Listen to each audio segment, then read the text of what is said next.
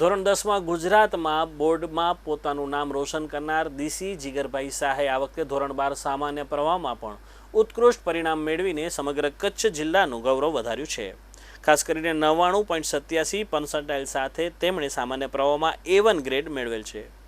ખાસ કરીને નિયમિત મહેનતથી સફળતા મળી હોવાનું તેમણે જણાવ્યું હતું। ચંચળ ન્યૂઝ સાથે વાત કરતા તેમણે પોતાનો સફળતાનો શ્રેય માતા પિતા અને ગુરુજનોને આપ્યો હતો। મારું નામ દીસી જીગર શાહ છે। મને 12th માં 94.43% આવ્યા છે। હું રોજનું કામ રોજ કરી લેતી અને ઓલમોસ્ટ 7 to 8 hours રોજ ભણતી અને મારા સ્કૂલ અને ટ્યુશનના સરથી મને ઘણો સપોર્ટ મળ્યો છે। એના કારણે જ આટલી મારો સારા પર્સન્ટેજ આવ્યા છે। મને આગળ CA બનવો છે